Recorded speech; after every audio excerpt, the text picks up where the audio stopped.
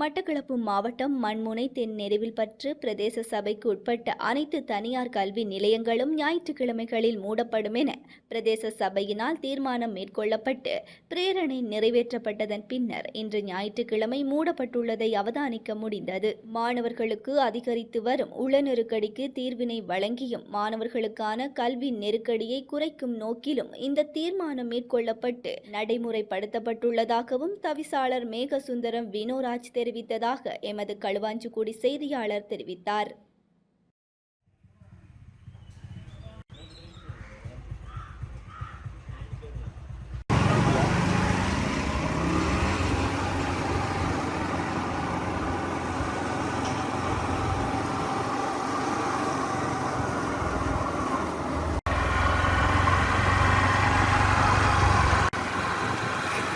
வணக்கம். இன்றைய நாள் உண்மையிலே மண்மனித நெறியில் பற்றிலே இருக்கின்ற எங்களுடைய மாணவ செல்வங்களுக்கு ஒரு வரப்பிரசாதம் என்று தான் சொல்லணும். காரணம் என்று சொன்னால், எங்களுடைய மண்மனித நெறி பற்றிலே கூட்டத்தொடரில் எடுக்கப்பட்ட முடிவு, அதாவது தனியார் கல்வி நிலையங்களில் நாங்கள் கொண்டு வரப்பட்ட சில கட்டமைப்புகளை இன்றைய தினம் நடைமுறைப்படுத்தியிருந்தோம்.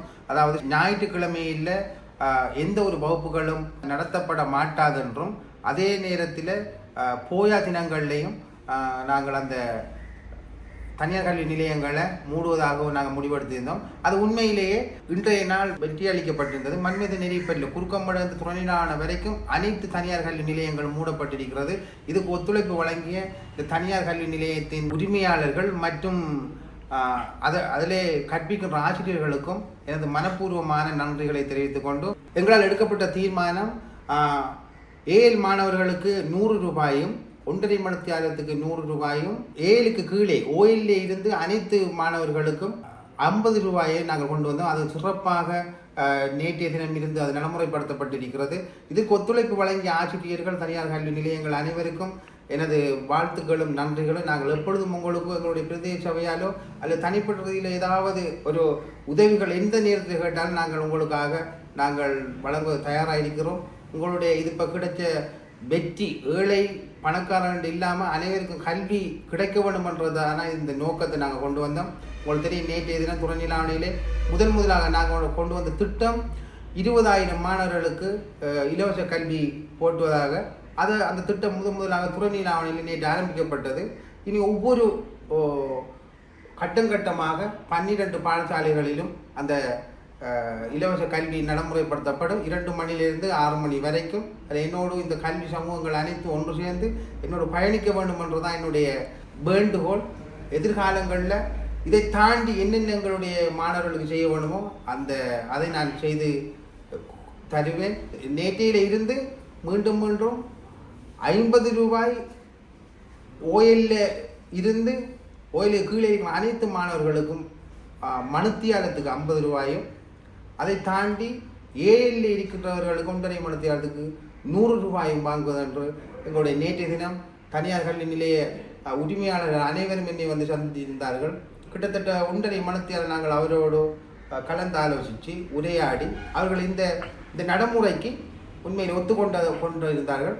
அதைத் தொடர்ந்து அவர்கள் வைத்த கோரிக்கை 2 மாதங்கள் தான் இப்பொழுது 7 மாணவர்களுக்கு பரீட்சை இருக்கிறத கருதி, மாணவர்களின் நன்மையை கருதி, அவங்களுடைய நீண்ட காலம் பயணிக்க வேண்டும், அவர்கள் இந்த பரீட்சையில் வெற்றியிட்ட வேண்டும் என்பதற்காக நாங்கள் சில நடைமுறைகளை தளர்த்தி இருக்கிறோம். அதில் 7 மாணவர்களுக்கும் ஓஎல் மாணவர்களுக்கும் ஞாயிற்றுக்கிழமையில் அந்த வகுப்புகளை நடத்துவதற்கு ஒரு அனுமதி கொடுத்திருக்கிறோம். அது நாங்கள் எழுத்து மூலம் ஏற்கனவே அவர்களுக்கு சமர்ப்பிக்கப்பட்ட கடிதத்தின் மூலம் நாங்கள் சொல்லியிருந்தோம்.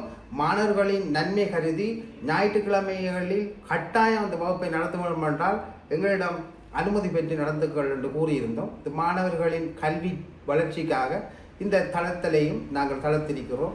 இனிவரும் காலங்களில் அனைத்து கல்வி நிலையங்களிலேயும் நாங்களும் சேர்ந்து எங்களுடைய மண்மீத நெறியை பற்றியில் நாங்கள் ஒன்றுபட்டு எங்களுடைய மாணவ செல்வங்களை ஒரு நல்ல நிலைக்கு கொண்டு வரதுக்கு நாங்கள் அனைவரும் ஒன்றாக திரளுவோம் என்று கேட்டுக்கொண்டு